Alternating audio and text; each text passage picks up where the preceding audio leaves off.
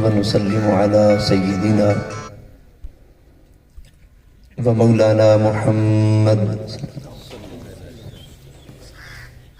رسوله النبي الكريم الأمين المكين الحنين الرؤوف الرحيم وعلى آله وصحبه أجمعين. أما بعد فأعوذ بالله من الشيطان الرجيم. بسم الله الرحمن الرحيم. قل إنما أنا بشر مثلكم يوحى إلي أنما إلهكم إله واحد. صدق الله العظيم. إن الله وملائكته يصلون على النبي يا أيها الذين آمنوا صلوا عليه وسلموا تسلیما. کوئی زبان خاموش نہ رہے، احباب مل کے پڑھیں اللہم صلی وسلم علی سیدنا و مولانا محمد وعلی آل سیدنا و مولانا محمد وبارک وسلم. با آواز بلند پڑھیے الصلاۃ والسلام علیک یا رسول اللہ وسلم علیک وعلی آلک واصحابک یا سیدی یا حبیب اللہ. مولاي صلی وسلم دائما ابدا علی حبیبک خیر الخلق کلہم محمد سید الکونین والثقلین والفریقین من عرب ومن عجم.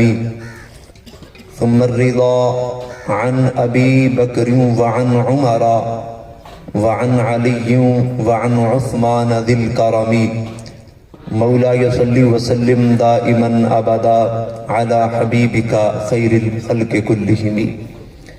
اللہ تبارک و تعالیٰ کی حمد، حضور نبی رحمت تاجدار مدینہ صلی اللہ تعالیٰ علیہ وآلہ وسلم پر درود اور سلام کے بعد نہایت ہی واجب الاحترام معزز سامعین، حاضرین و ناظرین، السلام علیکم ورحمۃ اللہ وبرکاتہ.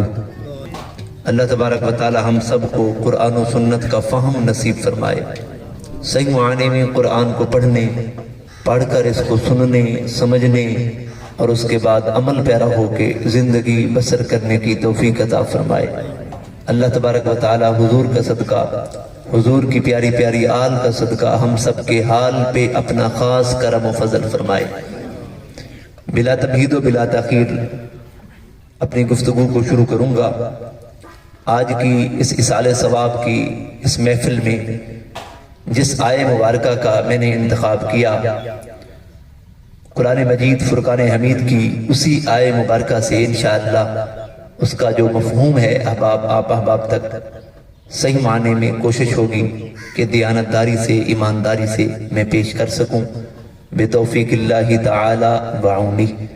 اللہ تبارک و تعالیٰ کی عطا کردہ توفیق اور اللہ تبارک و تعالیٰ کی مدد سے. آج کی جو گفتگو کا تعلق ہے وہ عقیدے کے ساتھ ہے. اسی طرح عقیدہ ایک بنیاد ہے، جڑ ہے، اور عقیدہ مضبوط ہوگا تو انسان کے دامن میں اگر اعمال کی تھوڑی بہت کمی بھی ہوگی تو اللہ کریم وہ معاف فرمانے والے ہیں، یقیناً وہ معافی والا معاملہ فرمائیں گے. اگر عقیدہ درست نہ ہو، عمل کے پہاڑ کیوں نہ ہوں، تو اس انسان کی کسی صورت میں بخشش ہو ہی نہیں سکتی. تو عقیدہ ایک مین چیز ہے، اور عقیدہ بھی وہ کہ جو قرآن نے ہمیں دیا. تو اس لیے میں اکثر کہا کرتا ہوں دنیا میں سب کچھ بدلو، آپ کا دل چاہے آپ اپنے مکان کو بدل لیں، آپ کا دل چاہے آپ کو گاڑی اچھی نہیں لگتی گاڑی بدل لیں، آپ کا دل چاہے آپ اچھے سے اچھا لباس بدلیں، اپنے سب کچھ بدلے، لیکن زندگی میں عقیدے کے اوپر کمپرومائز نہ کرنا. سب کچھ تبدیل کر لینا لیکن کبھی اپنے عقیدے کو تبدیل نہ کرنا. عقیدہ وہی رکھنا جو اسلاف سے ہمیں ملا اور آج تک چلا آ رہا ہے. تو بلا تمہید و بلا تاخیر میں اپنی گفتگو کو شروع کرتا ہوں. اللہ تبارک و تعالیٰ نے قرآن مجید کے اندر فرمایا قل انما انا بشر مثلکم. اللہ کریم نے فرمایا قل انما انا بشر مثلکم.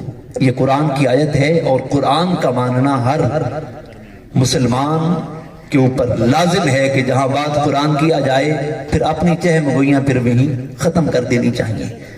تو اللہ نے فرمایا قل انما انا بشر مثلکم، قل حبیب آپ فرما دیجئے انما انا بشر مثلکم، بے شک ہم نے آپ کو ایک بشر کی مثل بنا کے بھیجا، آپ مثل ہیں ایک بشر کی.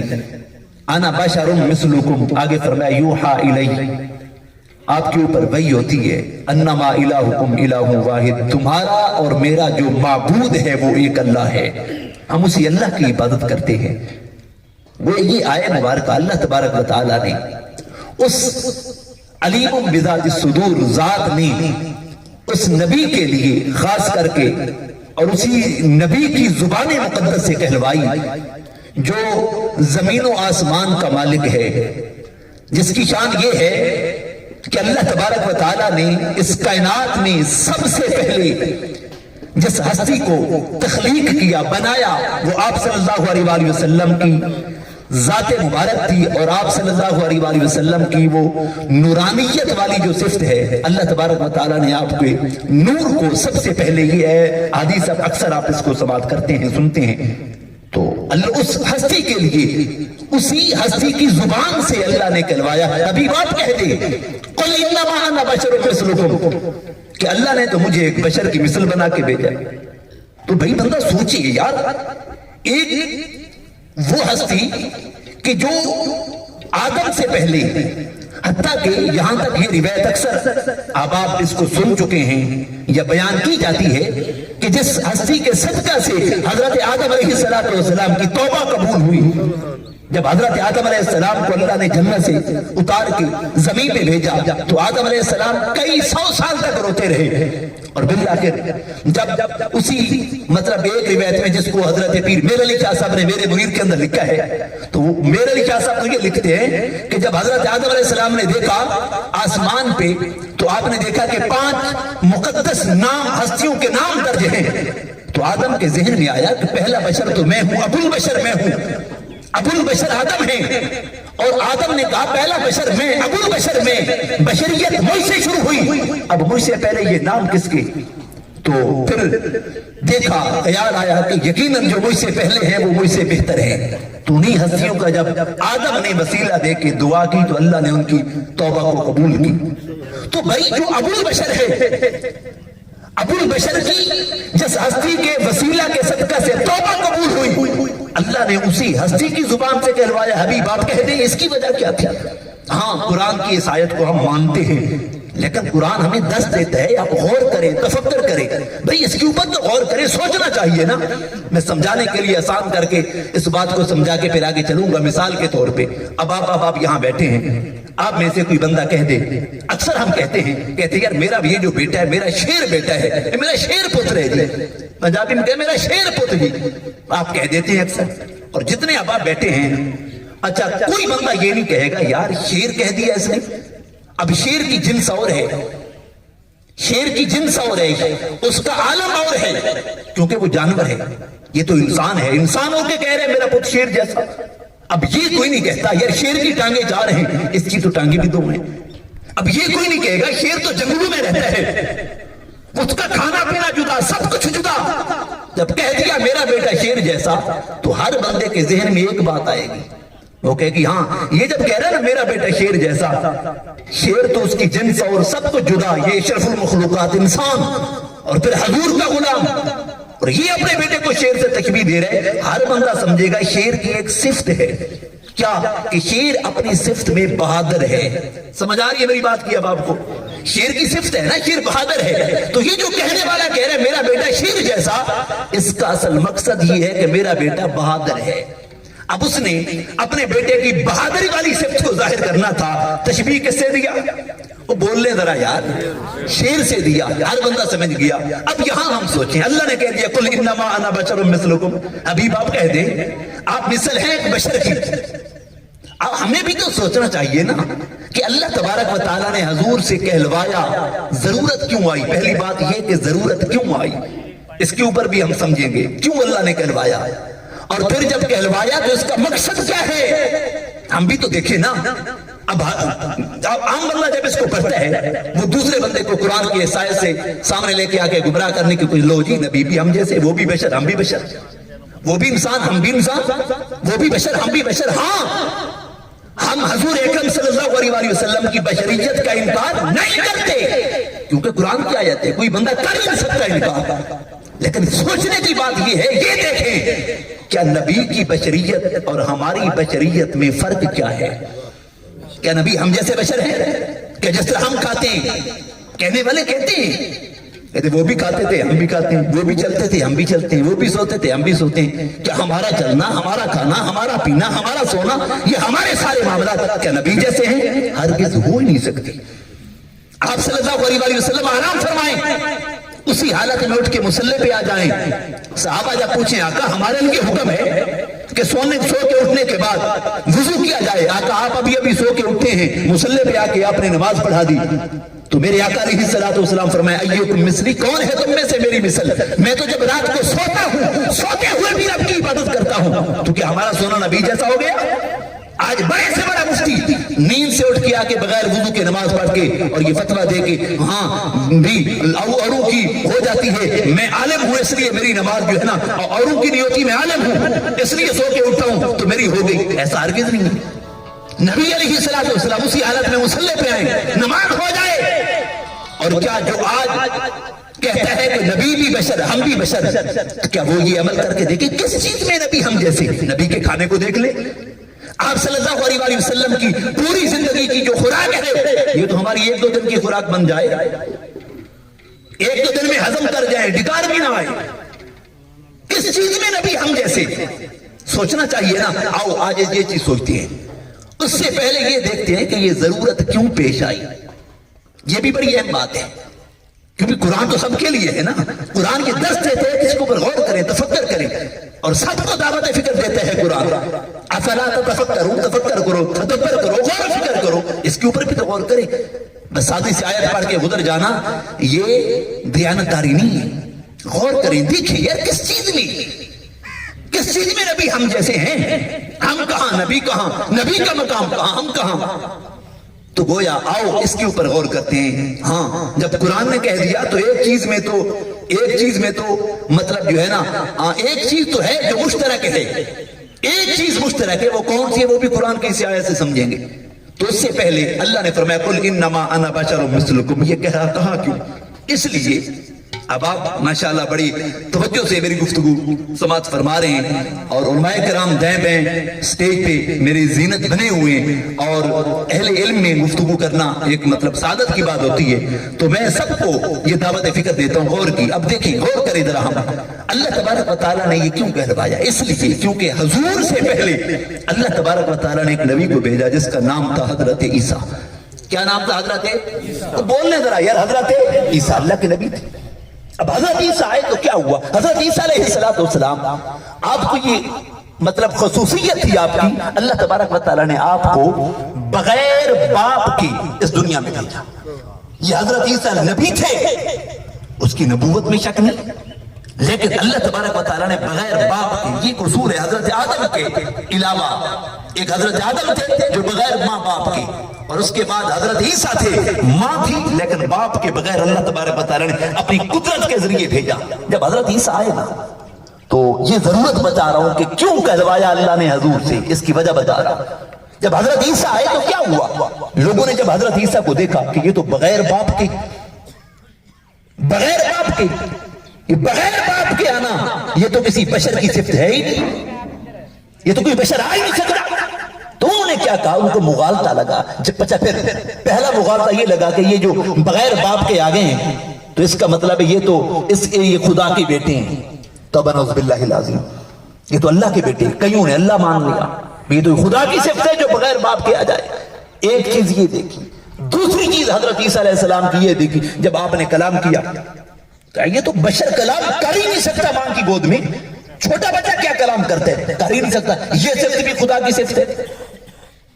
پھر اس کے بعد حضرت عیسیٰ علیہ السلام نے جب مردوں کو زندہ کیا، انہوں نے دیکھا یہ تو مردوں کو زندہ کرنا یہ تو اللہ کی صفت ہے، کیونکہ قرآن مجید کے اندر جب ہم دیکھتے ہیں تو حضرت ابراہیم علیہ السلام نے جب مناظرہ کیا تھا نمرود سے، کیا کہا تھا؟ ابراہیم علیہ السلام بہت بڑے مناظر تھے. اللہ نے آپ کو یہ معجزہ دیا تھا. آپ باتوں باتوں میں آپ ایسی بات کر دیتے, اگلے بندے کو باتوں باتوں میں لاجواب کر دیتے. لیکن آگے نمرود تھا, اس کے پاس طاقت تھی, دولت تھی, بادشاہ تھا, لیکن اس نے کہا نا میں رب ہوں, میں رب ہوں. تو حضرت ابراہیم علیہ السلام نے رب کی 2 صفات نمرود کے سامنے بیان کی, قرآن کے اندر موجود ہے. پہلی صفت قرآن کے اندر جو حضرت ابراہیم علیہ السلام نے دلیل کے طور پہ نمرود کو لاجواب کرنے کے لیے کہی, وہ کیا کہی؟ فرمایا, پہلی جو صفت بیان کی, فرمایا یہ ہے ربی الذی یحیی و یمیت. فرمایا میرا جو رب ہے نا وہ زندہ بھی کرتے ہیں, موت بھی دیتے ہیں. زندگی اور موت دینا یہ اللہ کی قدرت میں ہے, یہ اللہ کی طاقت ہے, اللہ کی صفت ہے. فرمایا رب جو ہے نا وہ زندگی دیتے ہیں, موت دیتے ہیں. نمرود نے کیا کہا؟ نمرود نے 2 قیدی بلوائے. ایک وہ تھا کہ جس کو سزائے موت ہو چکی تھی. فرمایا دیکھو اس کو سزائے موت ہو چکی, میں یہ طاقت تمہیں, یہ کام تمہیں بھی کر سکتا ہوں, میں اس کو زندگی معاف کر دیتا ہوں, زندگی میں نے اس کو دے دی.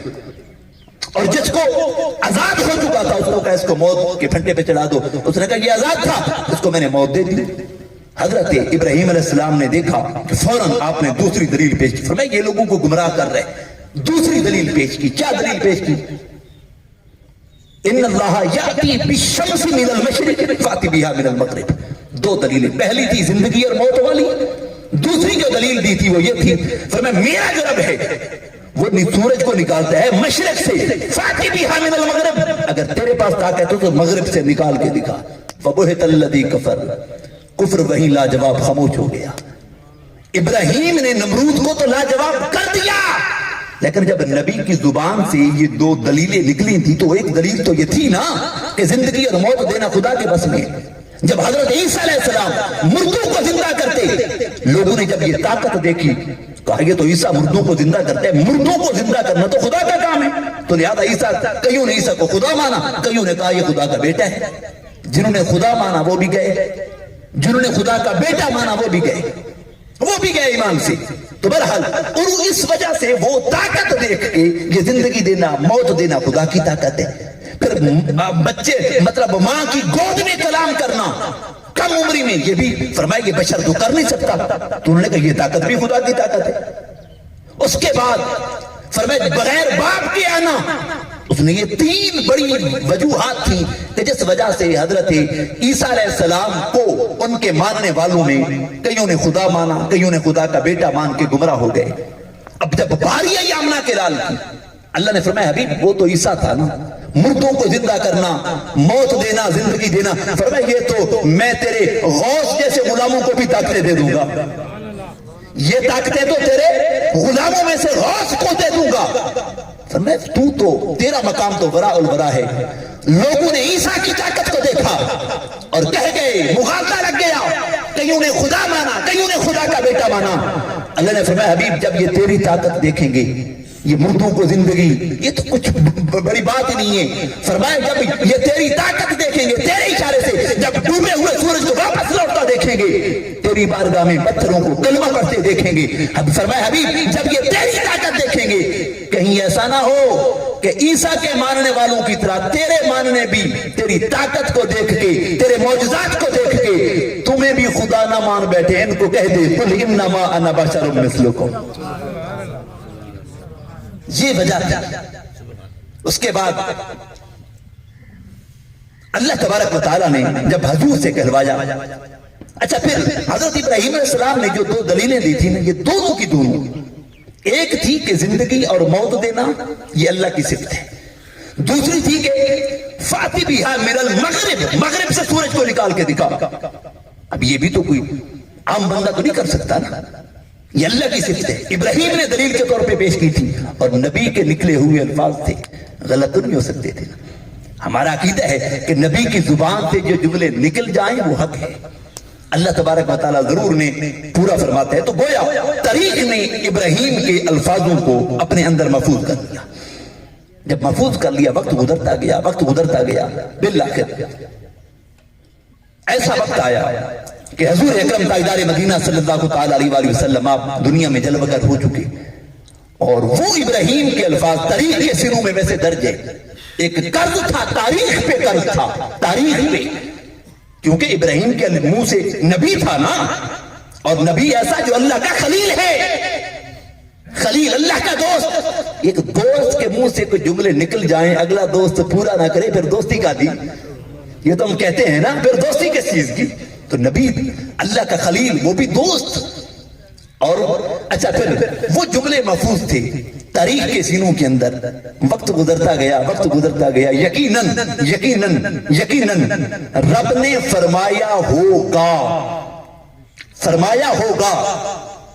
فرمایا خلیل یہ تیرے جملے ہیں نا، فرمایا ایک وقت آئے گا یہ جو تو نے رب کی دو صفات طاقتیں بیان کی ہیں نا، فرمایا یہ دونوں کی دونوں میں پوری کر کے دکھاؤں گا.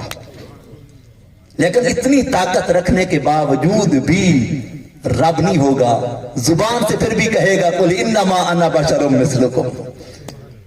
کیا ہوا؟ حضرت محمد مصطفیٰ صلی اللہ علیہ وآلہ وسلم حضرت علی پاک کی گود کے اندر سر رکھا. یہ مشہور واقعہ آپ نے سنا. سر رکھا گود کے اندر اور آپ کی آنکھ لگ گئی. وہ آنکھ لگنا بھی ایک حکمت تھی، اس کے اندر بھی کئی راز ہیں. آنکھ لگ گئی. ہوا کیا؟ جب عصر کا وقت تھا، حضور اکرم صلی اللہ علیہ وآلہ وسلم نماز عصر ادا فرما چکے تھے اور علی پاک نے ابھی ادا کرنا تھی، اور غزوہ کا موقع تھا. اور علی پاک کے گودی کے اندر سر رکھے ہوئے ہیں. حضور اکرم تاجدار مدینہ صلی اللہ علیہ وآلہ وسلم. یہ عاشقوں کا امتحان ہوا کرتا ہے. پھر عاشقوں کا جب اس طرح امتحان ہوتے ہیں تو پھر یہ دیکھنا کہ عاشق اس امتحان میں پاس کس طرح ہوتے ہیں، فرسٹ پوزیشن کس طرح لیتے ہیں. اب علی پاک کی گودی کے اندر امام الانبیاء کا سر ہے.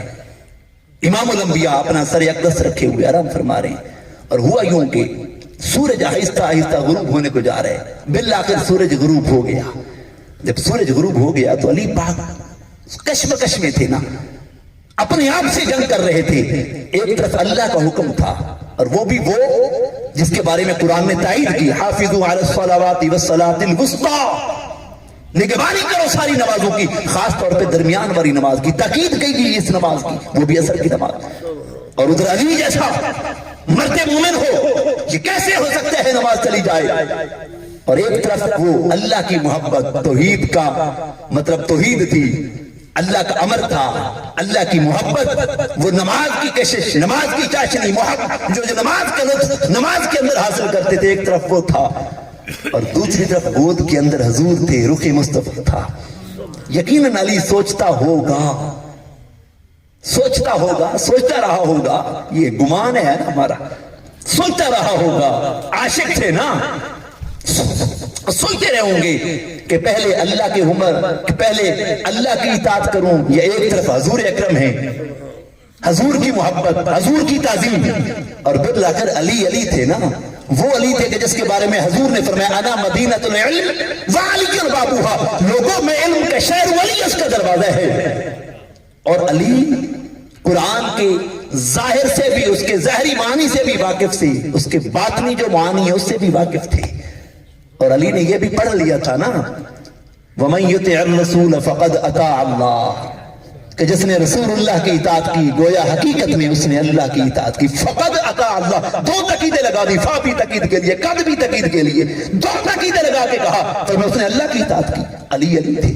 فرمایا کوئی بات نہیں، اسی رسول کی اطاعت میں ہی تو اللہ کی اطاعت ہے، اسی رسول نے ہی تو بتایا ہے کہ وہ اللہ ہے. اس اللہ کی پہچان، اس اللہ تک رسائی اگر ملی ہے تو محمد مصطفیٰ کے صدقہ سے ملی ہے. فرمایا یہ کیسے ہو سکتا ہے کہ حضور گود میں ہوں اور علی حضور کو اٹھائیں، حضور اب سیٹ ہو جائے میں پہلے نماز پڑھ لوں. علی جانتا تھا یہ وہ در ہے کہ جس کے بارے میں قرآن نے کہہ دیا لا ترفعوا اصواتکم فوق صوت النبی. صحابہ کرام یہ تو ادب میں ان کا اعلیٰ مقام تھا. بہرحال حضرت مولا مشکل کشا علی پاک شیر خدا، آپ نے وہ نماز جب ہو گئی، قضا ہو گئی، آپ کی آنکھوں سے پھر آنسو ٹپکے. وہ محبت کا معاملہ تھا، اللہ سے بھی تو محبت تھی. بہرحال وہ جب حضور کے چہرے اقدس کے اوپر آنسو ٹپکے تو حضور نے دیکھا علی رو رہے ہیں. فرمایا علی کیوں رو رہے ہو؟ اپنے بھائی کے ہوتے ہوئے، محمد کے ہوتے ہوئے رو رہے ہو؟ فرمایا حضور معاملہ یہ رونا اس لیے آیا کہ آج میری عصر کی نماز جو ہے نا وہ قضا ہو گئی ہے. بڑے محبت والے جملے ہیں، شاید کہ تیرے دل میں اتر جائے میری بات. بڑے محبت والے جملے ہیں، اگر دل سے سنیں گے تو یقیناً لطف آئے گا. फरमाया हुजूर नमाज कज़ा हो गई, तो यकीनन हुजूर ने फरमाया होगा अली पढ़ लेते। तो यकीनन फिर अली पाक ने भी वो कुरान की आयत बताई होगी ना, वमन युतिअर रसूल फक़द अता अल्लाह। हुजूर हमने तो ये कुरान पढ़ रखा है ना, हम तो ये समझते हैं ना कि आपकी इताअत ही तो अल्लाह की इताअत है, आपकी ताबेदारी ही तो अल्लाह की ताबेदारी है। तो ये कैसे मुमकिन था आपको उठा के हम नमाज पढ़ते? तो गोया फरमाया हज़रत अली चलो आप पढ़ दो। यकीनन जब ये कहा होगा हुजूर ने, तो फिर अली पाक ने भी फरमाया होगा आका गुलाम हूं आपका, भाई हूं आपका, दमाद हूं आपका, और जिसके बारे में आप ही ने तो फरमाया है ना, ये यकीनन फरमाया होगा का लफ्ज इस्तेमाल कर रहा हूं मैं, फरमाया होगा हुजूर जिसके बारे में आप ही ने तो फरमाया है ना कि आदाम नज़ीरतुल इल्म वाली के बाप हुआ, इतनी दर्जा इतना मकाम रखता हो और नमाजें कज़ा पड़े। आका ये कल को फिर आपके ऊपर ही तो बातें आएंगी ना, कहेंगे ये हुजूर के अजीब गुलाम थे जिनकी नमाजें भी कज़ा होके पढ़ते थे। आका मैं नहीं चाहता, ये फरमाया होगा मैं नहीं चाहता आका। तो फिर आप सल्लल्लाहु ताला अलैहि वसल्लम ने फरमाया कि अब क्या करना है? अली ने फरमाया हुजूर मैं तो अदाई करूंगा। अब सूरज गरूब हो चुका, उधर हजरत इब्राहिम के वो अल्फाज जो कुरान के अंदर दर्ज हैं, तारीख ने अपने सीनों के अंदर महफूज कर रखे थे, फाति बिहा मिनल मगरिब, मगरिब से निकाल के दिखा, मगरिब से निकाल के दिखा। अच्छा फिर वो अल्फाज भी मौजूद थे। अल्लाह तबारक व तआला ने ये सारा जो था ना, इसके अंदर भी हिकमतें थी ना, अली की नमाज का कज़ा होना, ये हिकमत थी। ये अल्लाह ने अपने नबी के वो जो जुमले थे उनको भी तो पूरा करना था ना। ये कैसे हो सकता है दोस्त कहे और दोस्त ना माने? उन जुमलों को भी अल्लाह ने पूरा करना था। बिल्लाखिर हुजूर ने फरमाया अदा पढ़नी है, हाँ अदा पढ़नी। आपने इशारा किया, साहबा कहते हैं हमने देखा सूरज ऐसे वापस लौटा जिस तरह किसी ने डोरी से यूं खींचा हो। साहबा कहते हैं सूरज वापस आया। अब सूरज वापस आ गया तो गोया इब्राहिम ने जो रब की सिफत बयान की थी, क्या थी? फाति बिहा, तो बोल लो तो सही, मगरिब से सूरज को निकाल के दिखा। तो गोया हुजूर ने मगरिब से सूरज निकाला कि ना निकाला? निकाल लिया। अल्लाह ने ये पहले करवा दिया था, कुल इन्नमा अना बशरुम मिस्लुकुम। आपको पता था हबीब, जब ये डूबते हुए सूरज को वापस जब तू लौटाएगा, जब ये तेरा मौजज़ा देखेंगे और इनको इब्राहिम की बात याद आएगी। इब्राहिम ने कहा था फाति बिहा मिनल मगरिब, कहीं ऐसा ना हो तुमको भी खुदा कह बैठे, इनको पहले कह दे कुल इन्नमा अना बशरुम मिस्लुकुम, मैं तो मिसल हूं तुम जैसे एक बशर। ये वजह थी जिस वजह से हुजूर ने कहलवाया। अगली बात, जब हुजूर ने कह दिया तो यहां पे तो देखना चाहिए किस चीज में बराबरी है। एक चीज में बराबरी है, एक चीज में ये हुक्म के अंदर एक जैसे हैं। वो क्या है? कुरान बता रहे, वो हम अपनी तरफ से नहीं कहेंगे। कोई बंदा हुजूर की बराबरी कर ही नहीं सकता। हम कहां, आका कहां, लेकिन जब कुरान ने कह दिया कुल इन्नमा अना बशरुम मिस्लुकुम के लफ्ज है, मिसल की बात की, तो यहां हम सोचे किस चीज में अमासलत किस चीज में है? तो आइए कुरान से पूछते हैं ना, हो सकता है किसी खुश मुल्ला से जाएं गुमराह कर दे हमें। कुरान मौजूद है तो कुरान से पूछे ना भाई, और कुरान की भी इसी आयत से, अगली पीछे सियाको सबाक छोड़े इसी आयत के ऊपर आ जाए, इसी आयत से पूछते हैं। अल्लाह ने फिर आगे बात की, फरमाया यूहा इलैहि, पहले बात की मिसलकुम के अगला जो जुमला है वो क्या है? यूहा इलैहि। फरमाया अभी बात के ऊपर वही होती, क्या वही होना ये कम बात है? ये वही होना कम बात है? क्या अल्लाह की वही आम बंदे पे होती है? नहीं होती आम बंदे पे वही। अगले जुमले बड़े प्यारे, यूहा इलैहि। अगले जुमले हैं, अल्लाह ने फरमाया अन्नमा, तवज्जो है, अन्नमा इलाहुकुम इलाहुन वाहिद। अल्लाह फरमा रहे हबीब इनको कह दे मैं मिसल हूं तुम जैसे एक बशर की, मेरे ऊपर वही होती है। अन्नमा इलाहुकुम इलाहुन वाहिद। अमासलत किस चीज में है? एक चीज में। फरमाया तुम्हारा और मेरा माबूद एक अल्लाह है। अल्लाह के एक होने में, अल्लाह को एक मानने में, हुजूर भी उसी अल्लाह की इबादत करते थे, हम भी उसी अल्लाह की इबादत करते हैं। हुजूर भी उसी अल्लाह की बारगाह में झुकते थे, हमें भी हुक्म दिया झुकना है तो रब की बारगाह में झुके। ताज़ीम उसी अल्लाह की, تعظیم یہ سجدہ اسی اللہ کی بارگاہ میں، اسی کی بارگاہ میں جھکتے ہیں۔ تو رب کے ایک ہونے میں اس آیت سے یہ ثابت ہوا، معصرت کس چیز میں ہے؟ رب کے ایک ہونے میں۔ حضور بھی اسی رب کی عبادت کرتے تھے، ہم بھی اسی رب کی عبادت کرتے ہیں۔